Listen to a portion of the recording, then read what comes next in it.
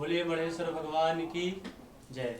मुझे बच्चों आशा और विश्वास है कि आप सभी लोग घर में सुरक्षित होंगे और हमारे मणेश्वर स्कूल द्वारा ऑनलाइन क्लासेस चलाई जा रही हैं, जिसमें आप यूट्यूब चैनल के माध्यम से देख रहे होंगे। आज हम कक्षा 7 में विषय साविज्ञान के अध्याय 7 में चल रहे हैं, जिसमें है मानवीय पर्यावरण। मानवीय पर्यावरण में अपन को आज पढ़ना है बस्तियां,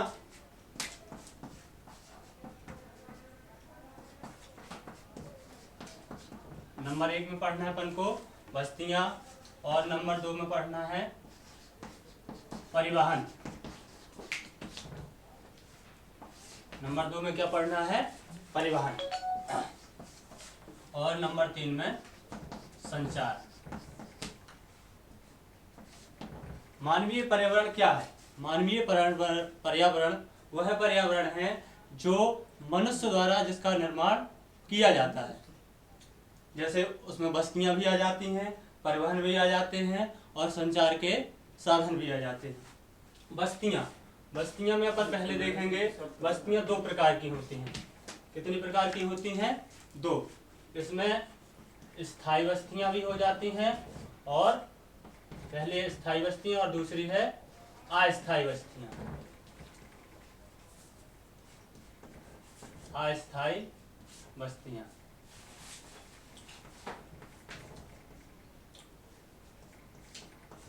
बस्तियां 2 प्रकार की होती हैं, स्थायी और अस्थायी। स्थायी बस्तियां वो होती हैं जिसमें मनुष्य घर बना के हमेशा बहुत दिनों के लिए रहता है, तो वो स्थायी बस्तियां हो जाती हैं।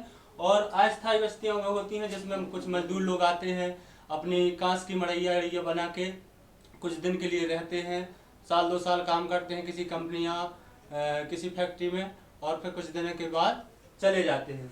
तो ये अस्थायी बस्तियां होती हैं। दूसरा है अपना परिवहन। परिवहन में 4 प्रकार के परिवहन होते हैं। इसमें पहला है थल परिवहन। पहला क्या है? थल परिवहन में 2 जुड़ गए हैं, एक सड़क परिवहन भी है और दूसरा रेल परिवहन भी है। दूसरा क्या है? रेल परिवहन। सड़क परिवहन में अपने जैसे बस है, जीप है, मोटरसाइकिल है आदि चलते हैं, और रेल परिवहन में रेल चलती हैं। तो इसमें रेल के माध्यम से अपन को बहुत सुविधा है, जो भारी सामान है वो लाने और ले जाने में सहूलियत रहती है, खर्चा भी कम होता है, तो ये अपन को ज़्यादा सरल भी है। लेकिन कई जगह रेल व्यवस्था नहीं है, तो उसके लिए अपना सड़क परिवहन काम आता है। और दूसरा है, इसी परिवहन में दूसरा क्या है? अपना जल परिवहन। क्या है? जल परिवहन। जल परिवहन है दूसरा अपना। तो इस जल परिवहन में क्या है? जहाँ रेल सुविधा नहीं है और जहाँ सड़क सुविधा नहीं है, तो वहाँ अपना ये जल परिवहन काम होता है। जल परिवहन के माध्यम से भी बच्चों हमारे आवागमन में कहीं जाना है, आना है, वहाँ सुविधा नहीं है, तो कई लोग जल परिवहन के द्वारा भी अपना जो है आने जाने के लिए उसका उपयोग करते हैं, जल परिवहन का, है ना बच्चों। और तीसरा है अपना वायु परिवहन। इसी जल परिवहन के बारे में अपन लोग पढ़ रहे हैं। परिवहन में 3 प्रकार के परिवहन हैं। थल परिवहन, तो थल परिवहन में 2 परिवहन आ गए अपन है, एक सड़क परिवहन आ गया और दूसरा रेल परिवहन आ गया। दूसरा अपन हमने बताया था जल परिवहन, तो जल परिवहन में जहाज वगैरह चलते हैं। तीसरा अपना है वायु परिवहन। तीसरा क्या है? वायु परिवहन। वायु परिवहन तीसरा है अपना वायु परिवहन।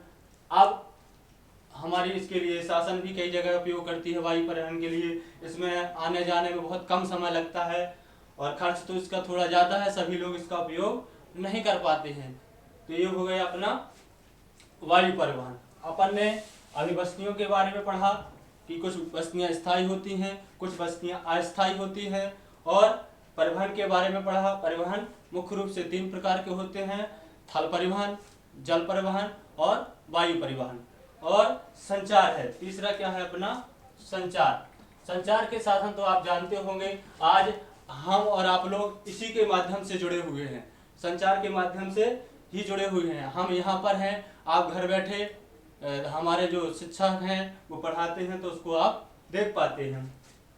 संचार के साधन जो हैं उसमें कई शामिल हो जाते हैं। पहले जैसे पुराने समय में हमारे ये मोबाइल और टीवी वगैरह नहीं थे तो लोग चिट्ठियों का उपयोग करते थे, डाक के द्वारा चिट्ठियां भेजी जाती थी, बहुत समय उसमें देरी भी लगती थी, नहीं पहुंच पाती थी चिट्ठियां।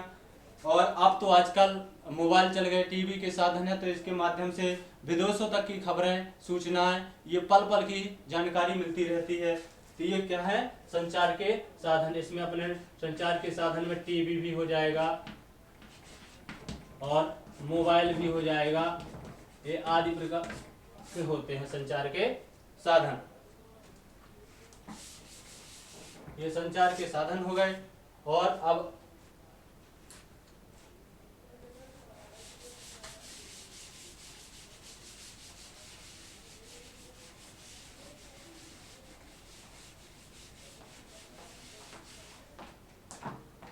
तो ये अपन ने काय के बारे में आज पढ़ा, मानवीय पर्यावरण के बारे में पढ़ा। इसमें अपन ने कौन कौन सी चीजें देखी और सुनी। जैसे हमने मानवीय पर्यावरण के बारे में जाना कि मानव द्वारा निर्मित जो बनाए जाते हैं पर्यावरण वो मानवीय पर्यावरण कहलाता है। इसमें अपन ने 3 चीजों के बारे में मुख्य रूप से पढ़ा: बस्तियां, परिवहन और संचार के साधन। तो ये बच्चों आपको समझ में आया होगा। और अब इसके आगे जो है अपन आगे के अध्याय में पढ़ेंगे और देखेंगे, जो भी कहीं किसी बच्चे को समस्या हो तो वो बताएंगे और इसका